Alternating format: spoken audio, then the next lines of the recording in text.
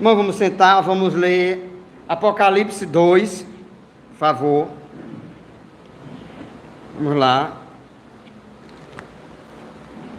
Eu botei aqui. Pronto, Apocalipse 2.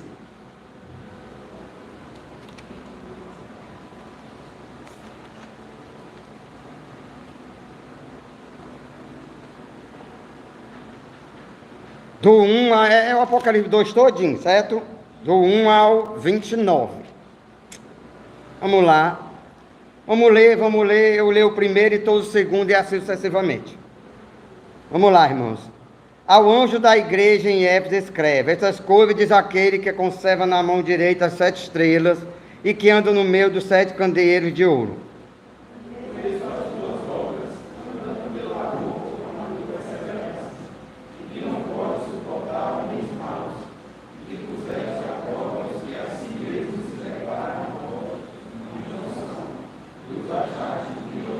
E tem perseverança e suportaste prova por causa do meu nome, e não te deixaste esmorecer.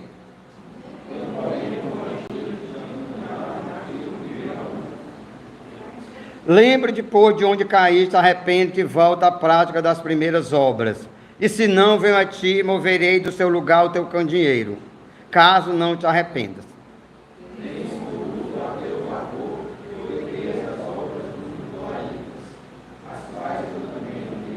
Quem tem ouvidos ouça o que o Espírito diz às igrejas. Ao vencedor dar-lhe-ei que se alimente da árvore da vida, que se encontra no paraíso de Deus.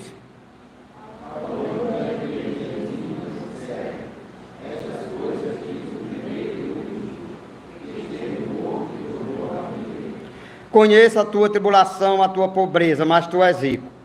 E a blasfêmia dos que a si mesmos se declaram judeus e não são, sendo antes sinagoga de Satanás.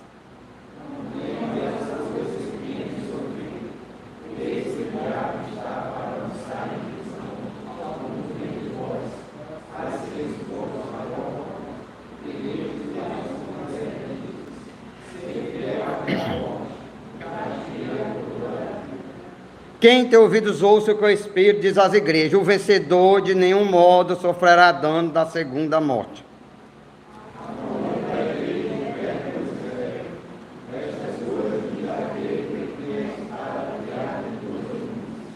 Conheço o lugar em que habitas, onde está o trono de Satanás, e que conservas o meu nome e não negaste a minha fé.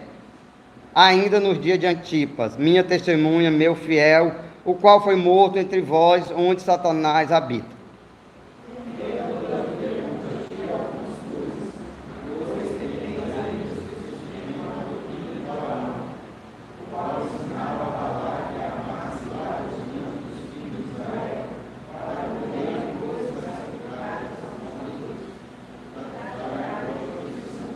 Outros sim também tu tens, os que da mesma forma sustenta a doutrina dos nicolaítas.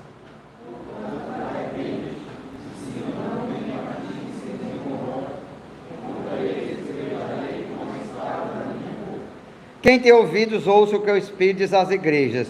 Ao vencedor dar-lhe-ei do maná escondido, bem como lhe darei uma pedrinha branca, e sobre essa pedrinha escrito um novo nome, o qual ninguém conhece, exceto aquele que o recebe.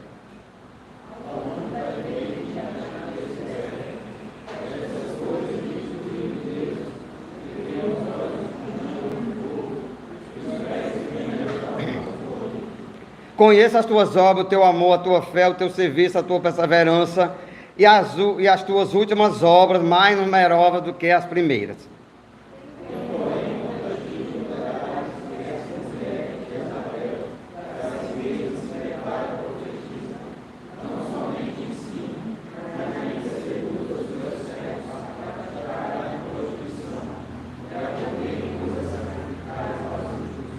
Dê-lhe tempo para que se arrependesse, ela todavia não quer arrepender da sua prostituição.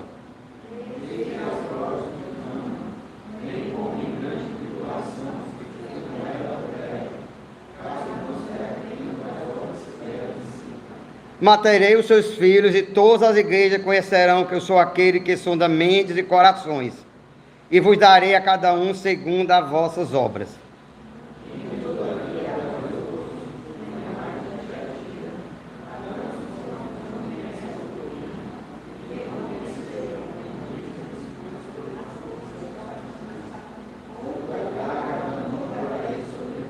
Então somente conservai o que tendes, até que eu venha.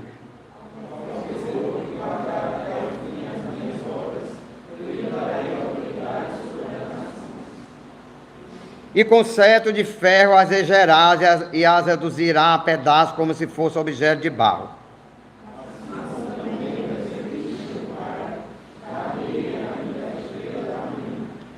Quem tem ouvidos, ouça o que o Espírito diz às igrejas. Amém, irmãos? Então vamos cantar o hino Eis os milhões que em trevas estão medonhas, porque Jesus está voltando. É a pregação. A vinda do Senhor Jesus e a vinda do anticristo. Jesus está voltando. E a salvação parece que, pelo menos, como está aí, são poucos que estão atentando para isto. Vamos lá. Eis os milhões em trevas estão medonhas. HNC 289. Eis os milhões em trevas estão medonhas. 289.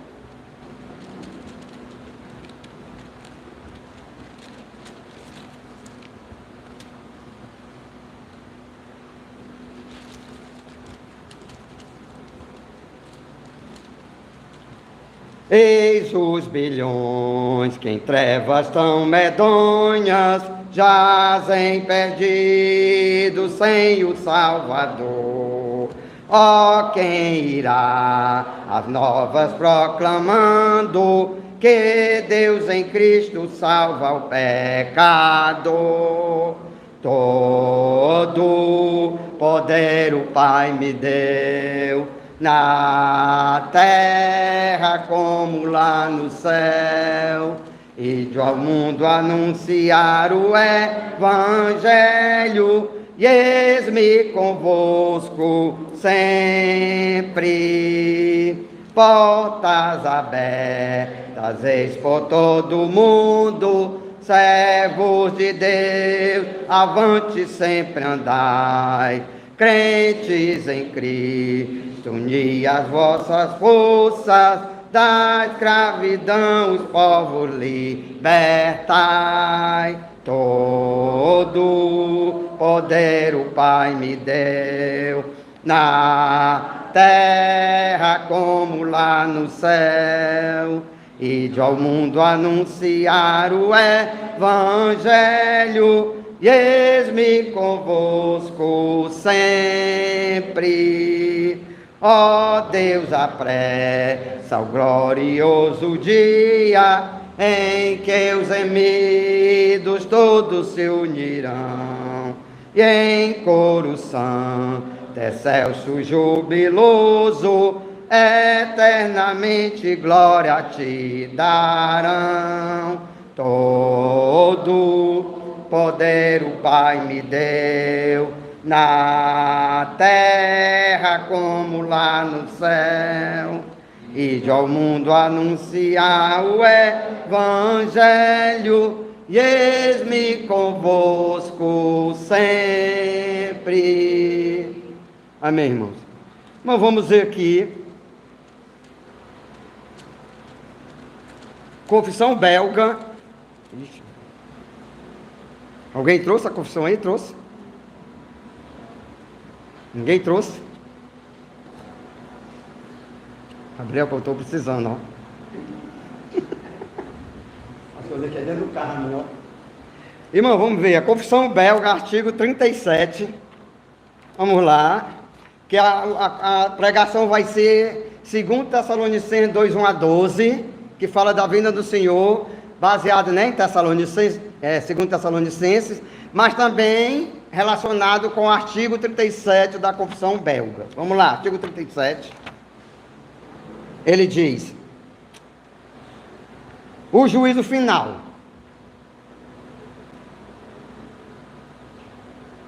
Por fim, cremos, conforme a palavra de Deus, que ao chegar o tempo ordenado pelo Senhor, mas desconhecido por todas as criaturas, e se completar o número dos eleitos, o nosso Senhor Jesus Cristo voltará do céu de maneira visível, corporal, assim como ele ascendeu, com grande glória e majestade. Ele instalará a si mesmo como juiz dos vivos e dos mortos, e porá este mundo antigo em chamas para o purificar, E então todas as pessoas, homens, mulheres, crianças que existiram no mundo desde o seu princípio até o final aparecerão pessoalmente diante deste grande juízo, intimado pela voz do arcanjo e pela trombeta de Deus.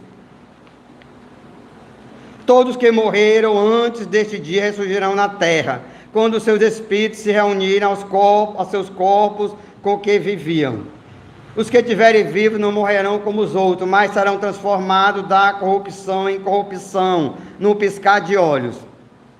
Então se abrirão os livros e os mortos serão julgados segundo o que fizeram de bom e de mal neste mundo. Na verdade, todos nesse dia prestarão conta de toda palavra frívola que proferiram, as quais o mundo considera apenas como zombaria e diversão. E os segredos e as hipocrisias dos homens serão reveladas publicamente diante dos olhos de todos. Por isso, pensar neste juízo é coisa terrível e apavorante para os ímpios e maus. Mas é grande gozo e conforto para os justos e eleitos. Para ele completar-se-á a plena redenção e salvação, e receberão os frutos dos seus labores e das angústias que sofreram. A todos será manifesta a sua inocência e contemplarão a terrível vingança que Deus trará sobre os ímpios que os perseguiram, oprimiram e atormentaram neste mundo. Os ímpios serão condenados pelo testemunho das suas próprias consciências e tornar-se-ão imortais tão somente para serem atormentados no fogo eterno preparado para o diabo e seus anjos. Mas os fiéis e eleitos serão coroados de glória e de honra.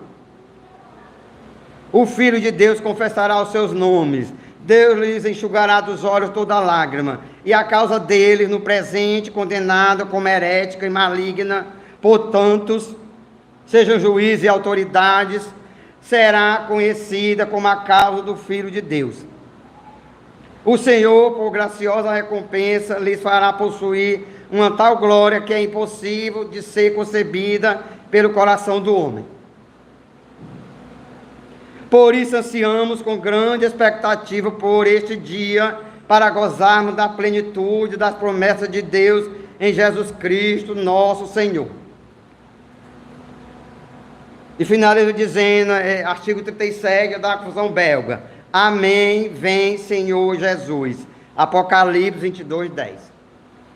Vamos, irmãos, ver agora a leitura da pregação. Segundos Tessalonicenses 1, 1 a 12. Vamos lá. Segundos Tessalonicenses 1, 1 a 12. Vamos lá.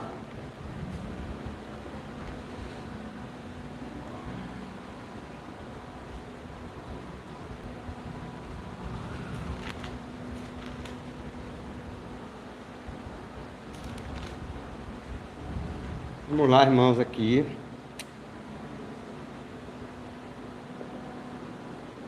Pronto. Segundo Tessalonicenses 1, 1 a 12. Irmãos, nos que diz respeito à vinda do nosso Senhor Jesus Cristo e à nossa reunião com Ele, nós vos exortamos a que não vos demovais na vossa mente com facilidade, nem vos perturbeis, quer por espírito, quer por palavra, quer por epístola, como se procedesse de nós, supondo que tenha chegado o dia do Senhor. Ninguém de modo algum vos engane, porque isto não acontecerá sem que primeiro venha a apostasia e seja revelado o homem da iniquidade, o filho da perdição, o qual se opõe e se levanta contra tudo que se chama Deus ou é objeto de culto, a ponto de assentar-se no santuário de Deus, ostentando-se como se fosse o próprio Deus. Não vos recordais que ainda convosco eu costumava dizer-vos estas coisas?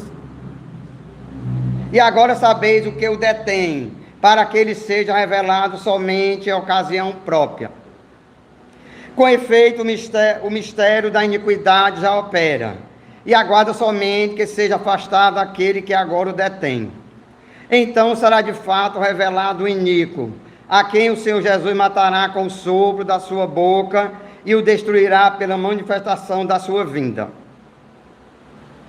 O aparecimento do iníquo é segundo a eficácia de Satanás, com poder e sinais e prodígios da mentira, e com todo engano de injustiça aos que perecem, porque não acolheram o amor da verdade para serem salvos. E por este motivo, pois, que Deus lhe manda a operação do erro, para darem crédito à mentira, a fim de serem julgados todos quantos não deram crédito à verdade. Antes, pelo contrário, deleitaram-se com a injustiça. Então esse texto fala o quê? A vinda de Cristo e a vinda do anticristo. Esse texto aqui. A vinda de Cristo e a vinda do anticristo. Então vamos pedir aqui o irmão Gabriel aqui para orar pela pregação, entregando a pregação do Senhor, pastor Wes Brenderhoff.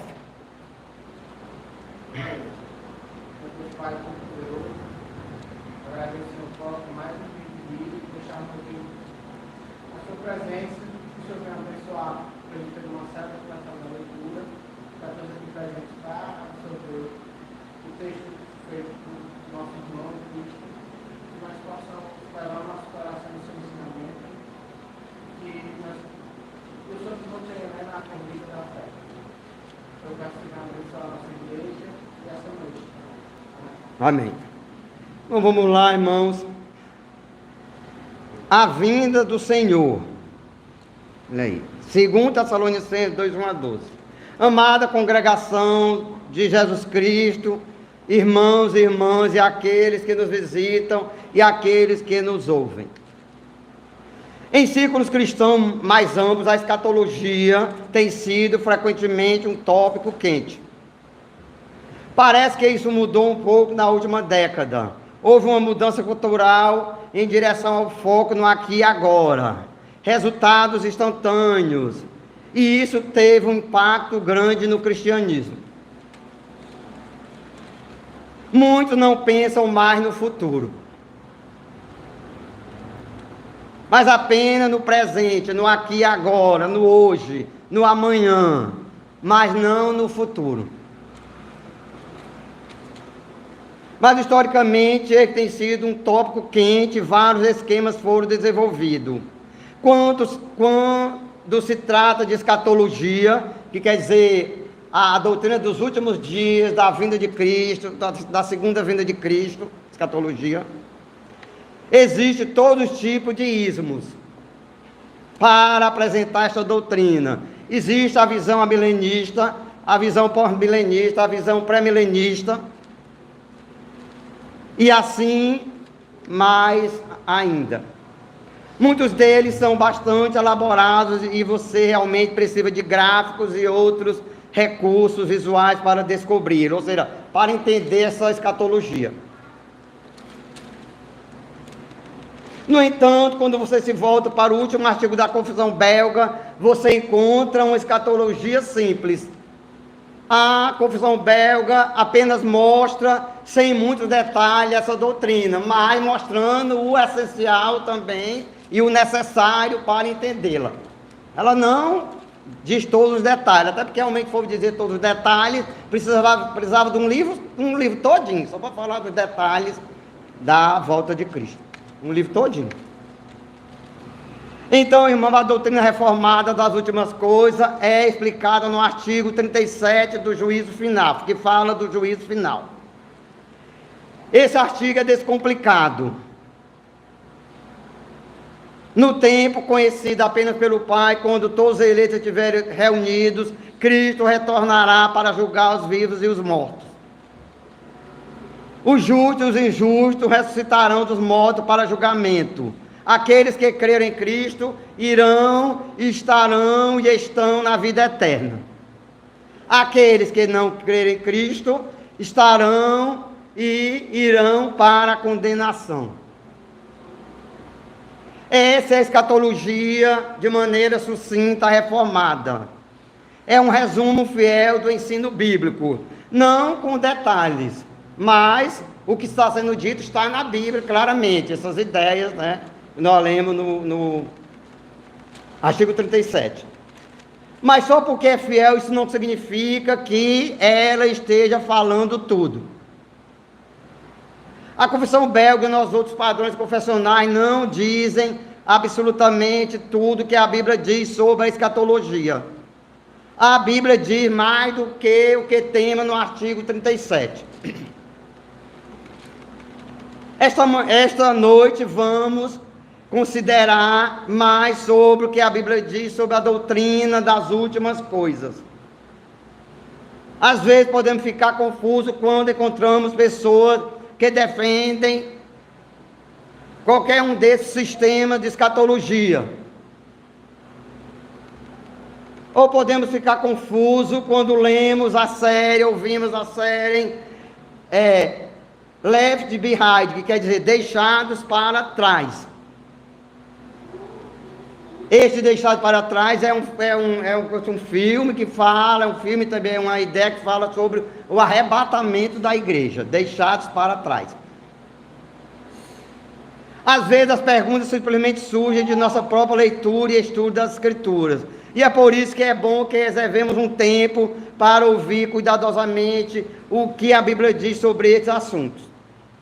As duas cartas de Paulo a Tessalonicenses nos dão alguns dos ensinamentos mais detalhados sobre a doutrina das últimas coisas. Ou seja, as duas cartas de Tessalonicenses falam totalmente disso, da segunda volta de Cristo.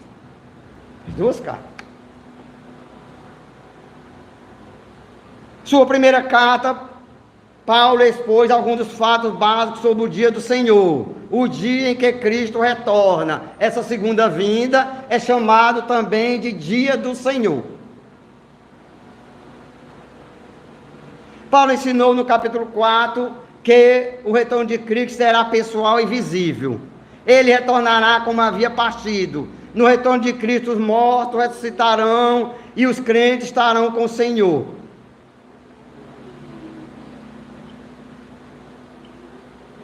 No capítulo 5, ele abordou a questão do tempo. Ele disse que Cristo viria como um ladrão. O ladrão não avisa quando ele vem. No entanto, para os crentes que não estão na escuridão, o dia não os surpreenderia como um ladrão, pois eles estão vigilantes. Aí, para quem realmente está servindo a Cristo, aqui e agora, hoje, esse dia não vai ser nenhuma surpresa, porque eles estarão preparados para isso. Eles estarão servindo a Deus, independente das circunstâncias do mundo. Afinal, ninguém quer um ladrão, ninguém quer que um ladrão apareça de repente, não é? Mas para os crentes, o aparecimento repentino de Cristo será algo bem-vindo e ansiosamente esperado. Mas algo aconteceu entre a primeira carta e a segunda. Alguns em Tessalônica começaram a dizer que o dia do Senhor já tinha chegado. Olha aí, naquele tempo, 2000 anos atrás, alguns na igreja de Tessalônica já estavam dizendo, não, o dia do Senhor já chegou. Ou então vai chegar agora, já já. Daqui a um mês, daqui a um ano. Em outras palavras, os últimos dias estavam sobre eles. Mais adiante na carta, parece que isso afetou a vida de muitos. Os crentes da igreja de Tessalônica estavam abandonando seus empregos e pararam de trabalhar. Afinal, por que trabalhar se Jesus vai voltar e um novo mundo vai chegar?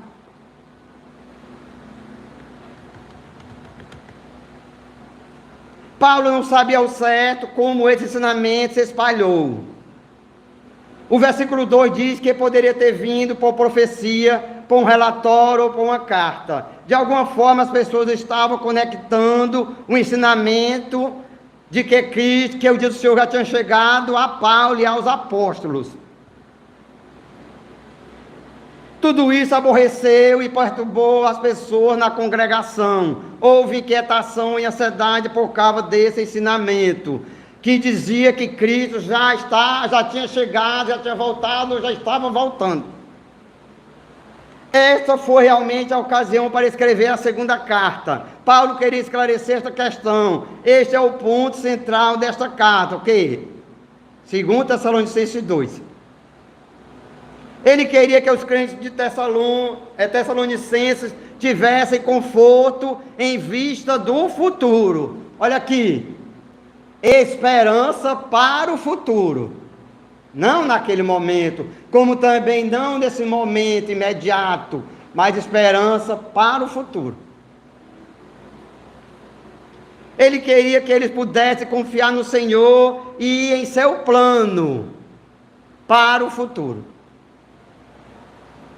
Por meio de Paulo, o Espírito Santo os estava tranquilizando com a verdade para que pudesse prosseguir com suas vidas na fé.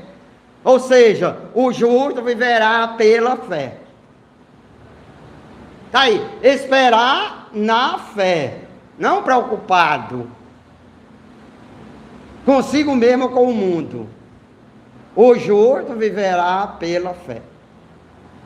Por isso, irmãos, eu prego para vocês o tema, para o conforto dos crentes, Deus revela mais sobre o dia do Senhor. Primeiro, o que acontece antes do dia do Senhor?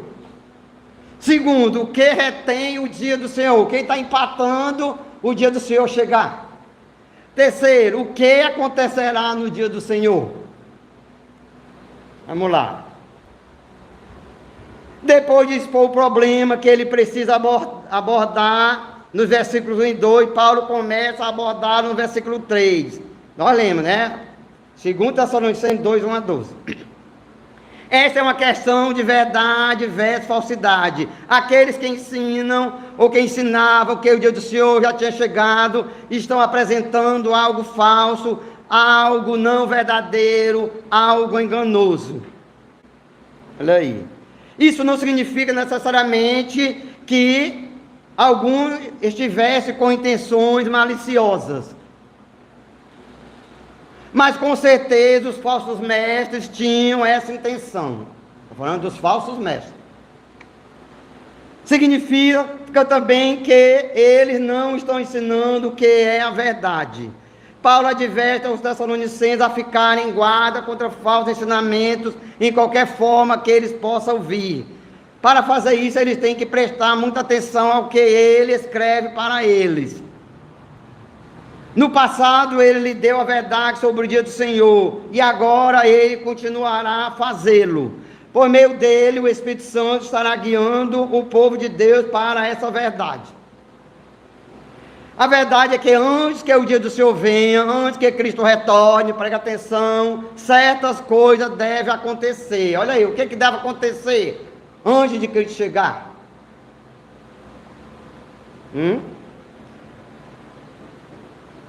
Essas coisas que ainda não tinham acontecido no dia de Paulo aí, também ainda não aconteceram hoje.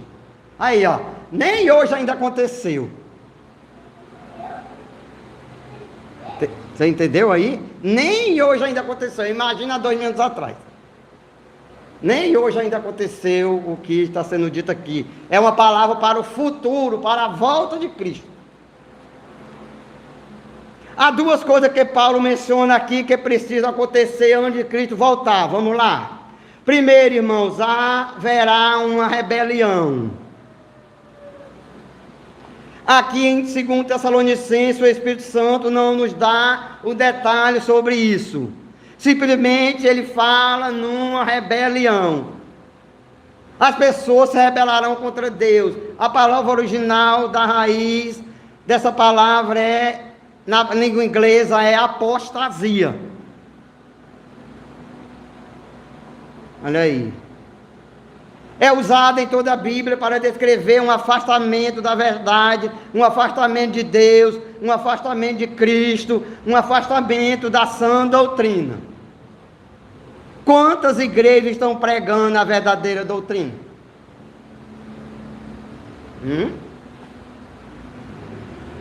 Antes do retorno de Cristo haverá um afastamento generalizado da verdadeira fé. As pessoas na igreja se afastarão de Cristo. Preste atenção, as pessoas na igreja. Então, irmão, já estamos vendo que existe sim os cristãos nominais. Os cristãos que estão no cristianismo falso. Porque quem está na verdadeira fé e tem a verdadeira fé, não pode retroceder. Não é não, Hebreus? Nós não somos aqueles que retrocedem para a perdição. Somos, entretanto, da fé para a conservação da alma. Então, irmão, Paulo tem muito a dizer sobre isso. Esta é uma figura... Ele tem muito a dizer sobre esta apostasia, que está intimamente conectado a uma segunda coisa. Qual é? A revelação do homem da iniquidade, a revelação do homem, do filho da perdição, a revelação do anticristo. Aí, a segunda vinda de Cristo está relacionado a esta apostasia e a chegada do anticristo. Literalmente, é um homem, só que é um homem dominado por Satanás. É um homem, normal, carne e osso, tudo.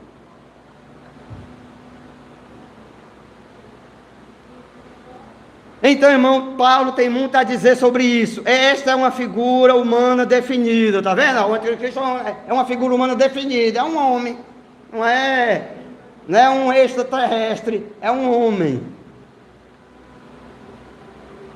Você não pode dizer que isso é um conceito, uma instituição ou algo assim, olha aí. Não, esse homem é uma figura definida. Se avançamos em nosso texto, encontraremos no versículo 8 que este é alguém que Jesus matará. Olha aí. Se esse homem morre, é porque ele é apenas um homem. Ele não é Deus. Olha aí, irmãos. Irmãos, esse homem é chamado de homem da iniquidade. Na Bíblia, né, King James versão, né? Que é a versão King James da Inglaterra, ele era chamado de homem do pecado. Ele é chamado de homem da iniquidade porque ele se rebela contra Deus e se coloca como se ele fosse Deus. Aí o anticristo vai dizer que ele é Deus.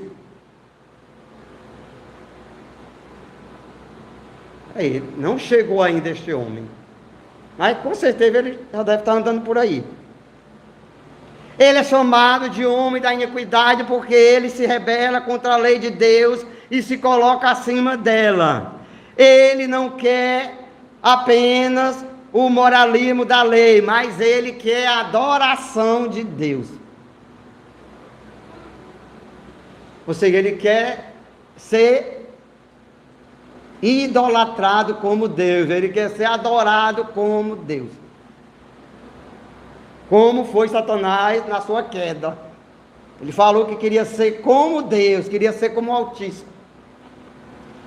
Ele é chamado de homem da iniquidade porque ele se rebela contra Deus. Essa figura não é alguém sem absolutamente nenhum padrão. Olha aí, irmão. Ele tem um padrão, ele tem um moralismo, ele tem a lei. Mas isso não é suficiente. Ele quer que todos o adorem. Aí, esse homem, ele quer que todos o adorem, que todos o reverenciem como Deus. Nesse sentido, irmãos, o homem da iniquidade poderia ser chamado de um legalista. Mas os padrões que ele sustenta, seu legalismo, são os seus próprios, olha aí. Ele tem uma moralidade, mas não é a moralidade de Deus, é a sua própria. Sua moralidade se rebela contra a de Deus. E sua moralidade o leva a querer ser exaltado como Deus. Aí, olha quem é o anticristo. Essa pregação aqui é importantíssima para você entender os últimos dias. Entender que as coisas estão afunilando. Que não tem mais retorno. O único retorno é o pecador se converter. O único retorno é o pecador ser chamado à fé. ser salvo pela fé. Não existe mais retorno. Porque Paulo já está dizendo, o anticristo vem. Há 2000 anos atrás. Ele vem. Então, é muito claro que ninguém vai empatar isso. Então, irmãos, esse homem é o homem do pecado. Também conhecido, descrito como um homem condenado à destruição. Essa é a mesma expressão usada para descrever Judas Iscariotes em João 17. Você se lembra que em João 17, Cristo chamou Judas o filho da perdição. Também o anticristo é o filho da perdição. Aí, ó, como é a situação. Em outras traduções você encontra filho da destruição. Essa é uma maneira de falar sobre alguém que está caminhando para o inferno, que está caminhando para a condenação, que não se converteu da morte para a vida, que não se converteu do pecado para a santidade. Porque esse homem da iniquidade está se rebelando contra Deus, ele está caminhando para o inferno. Então o versículo 4 dá mais detalhes sobre como exatamente sua rebelião se parece. Se resumirmos, é uma arrogância completa que exige que ele seja tratado como Deus. Olha aí, o anticristo vai querer que o mundo vai adorá-lo sim. Apocalipse 13, o mundo vai adorá-lo como Deus.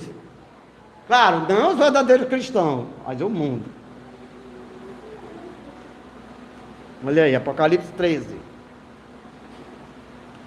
Então, irmãos, ele quer adoração divina. A Bíblia fala sobre essa figura em 1 João capítulo 2. Carta de João, 1 João capítulo 2, e o descreve como o anticristo.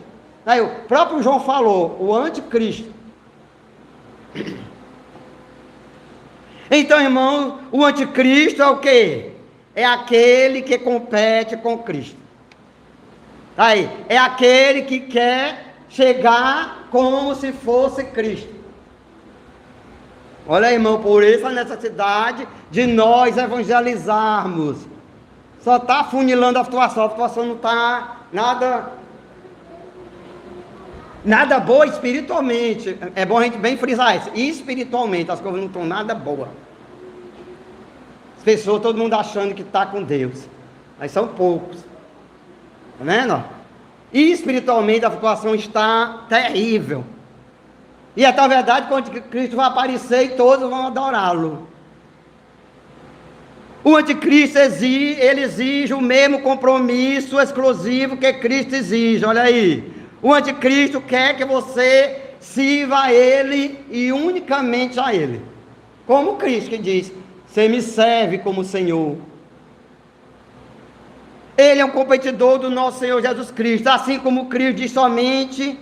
Ele é Deus, o anticristo diz, eu sou Deus.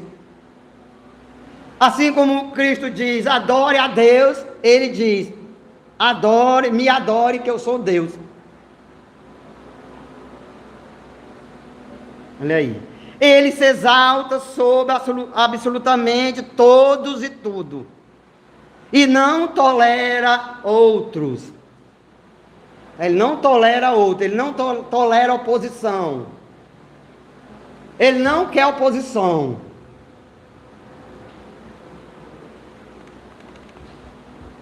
Então, irmão, no final, Paulo diz que ele se estabelece no templo de Deus. Olha aí. No templo de Deus. E isso precisa de uma atenção especial, olha aí. Pois o templo de Jerusalém foi destruído em 70 depois de Cristo. Então, alguns argumentos que Paulo está falando sobre o templo de Jerusalém, que um dia seria reconstruído. Outros falam que esse templo é a igreja. Olha aí, irmãos. Mas, irmãos, o que importa é que o anticristo quer a adoração do mundo. Olha aí. Ele quer a adoração do mundo. Ele quer que você o siga. Você tem que segui-lo. Se nós pesquisarmos o Novo Testamento, descobriremos que após a morte de Cristo, o edifício do templo em Jerusalém perdeu seu significado. Na morte de Cristo, a cortina do templo foi rasgada, significando o fim do seu papel entre o povo de Deus. O nome de Deus não habita mais ali. Agora o Novo Testamento ainda fala de um templo, mas o faz de novas maneiras. Vamos revisá-lo um pouco. Olha aí. Vamos revisar e pensar sobre o qual dessas maneiras se encaixa melhor aqui Tessalonicenses. Cristo se autodetermina o templo em João 2. Obviamente, o homem da iniquidade não pode se estabelecer em Cristo. Em 1 Coríntios 6, Paulo fala de crentes individuais como sendo templo do Espírito Santo. E se o homem da iniquidade não pode se estabelecer em Cristo, ele também não pode fazer isso em crentes individuais, que é o templo do Espírito Santo. O livro de Apocalipse retrata o novo céu e a nova terra como o templo de Deus, que é o lugar onde Deus faz sua morada com o homem. No entanto, isso também não é agora, porque isso é na era vindoura.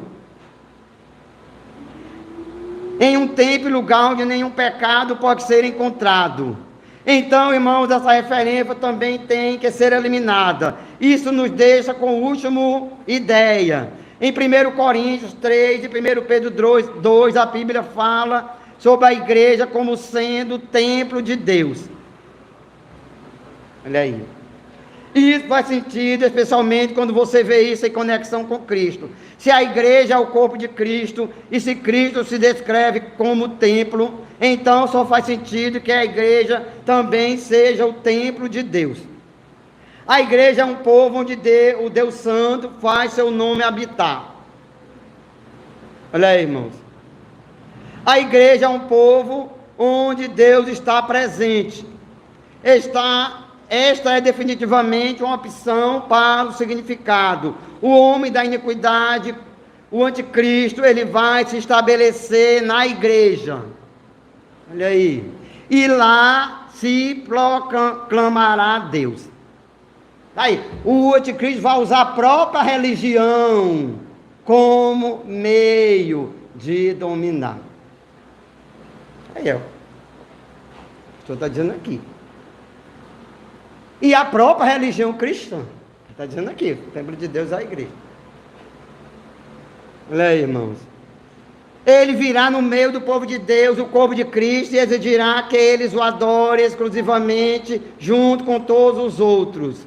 Este será o tempo de grande apostasia. Muitos se afastarão de Cristo e seguirão o homem da iniquidade. Olha aí. Pois ele substituirá Jesus. Olha aí. O anticristo será colocado no lugar de Cristo.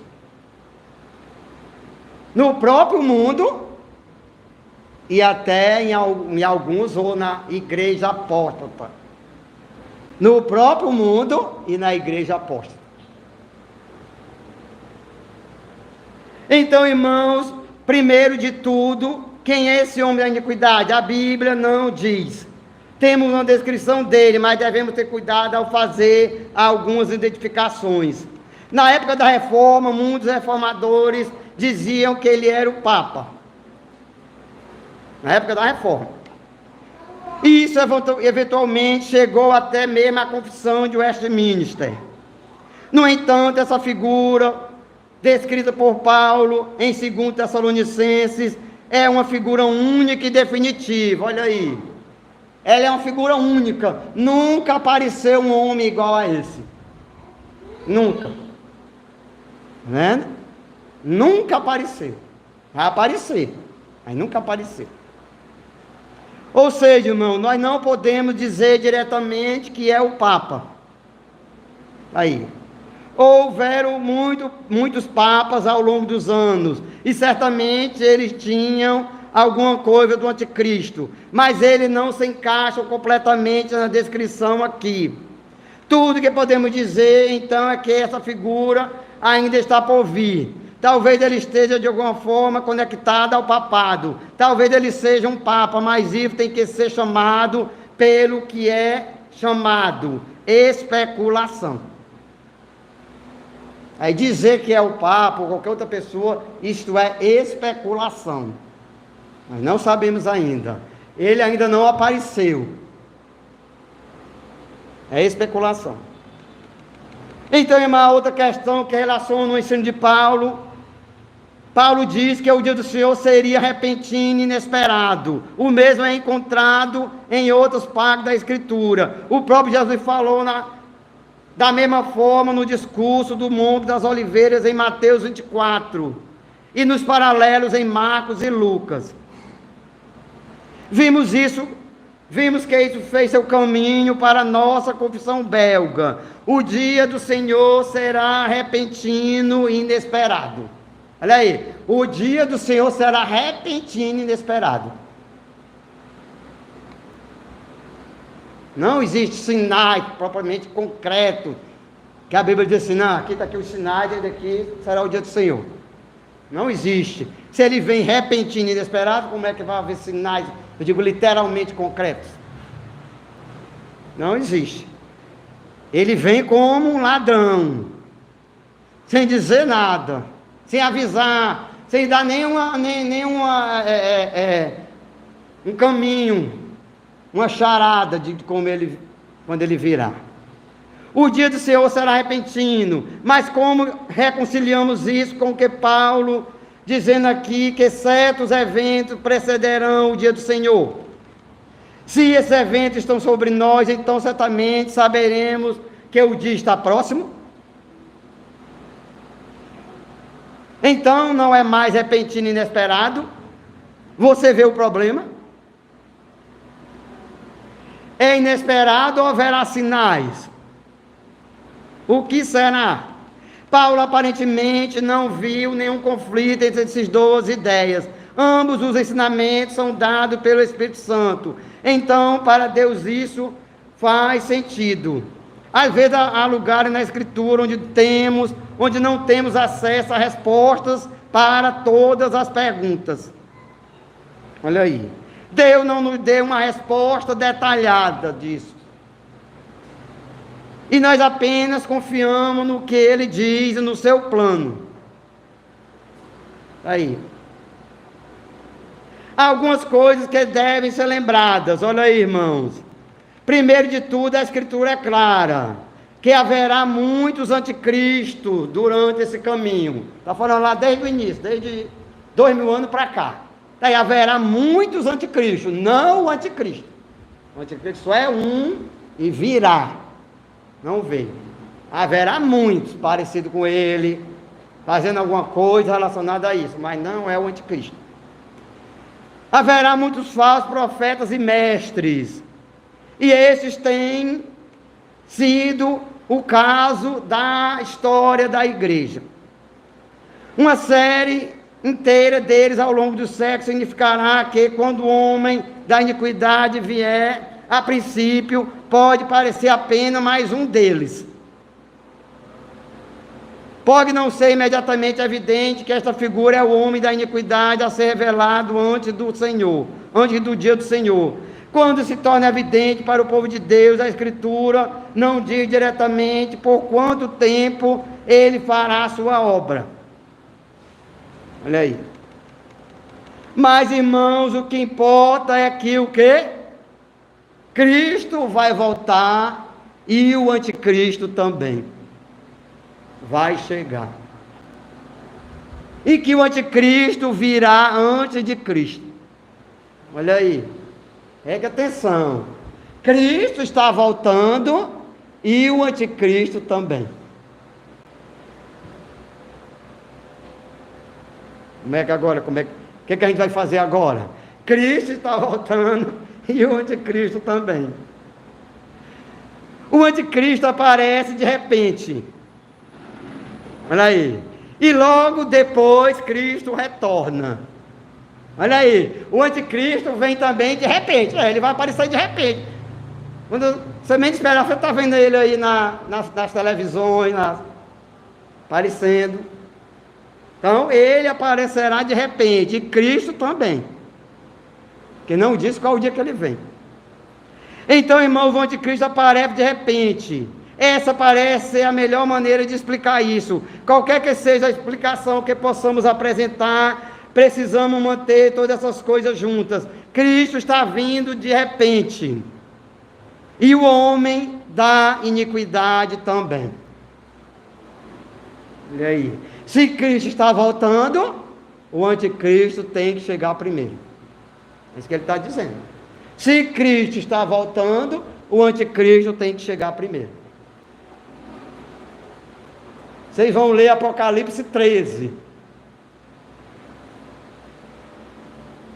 Apocalipse 13. Nós lemos o primeiro capítulo de Apocalipse, lemos o segundo hoje, e todo culto que eu fizer, nós leremos na introdução um capítulo de Apocalipse. Que é um livro importantíssimo para isso, essa ideia de Tessalonicenses. Mais importante do que reconciliar essas coisas é abordar como respondemos. Quando se trata da vinda repentina de Cristo, a resposta é: você está pronto? Hein, pessoal? Cristo vem, o anticristo também. Você está pronto?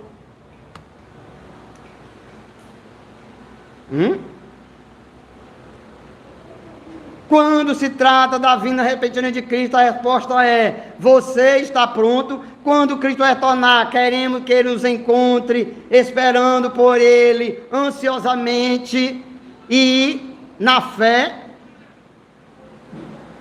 Ou estaremos com medo?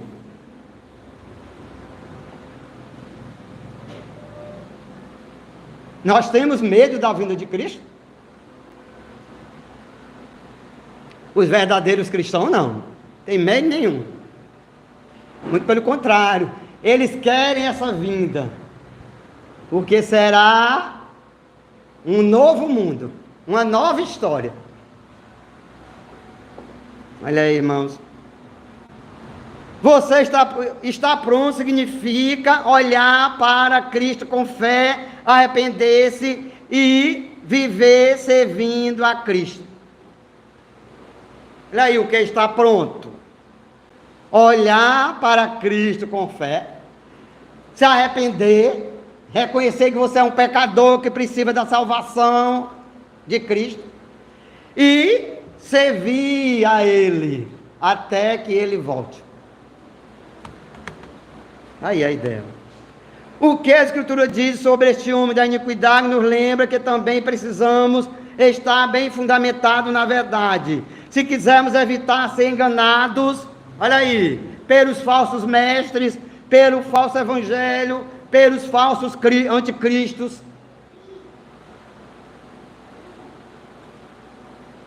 Olha aí. Devemos ser bons estudantes da Bíblia. Olha aí, irmão. Devemos ser bons estudantes da Bíblia. Você tem que conhecer a Bíblia, você tem que conhecer a Deus, e estar no caminho de Deus, para que esse dia não pegue você de surpresa. Olha aí.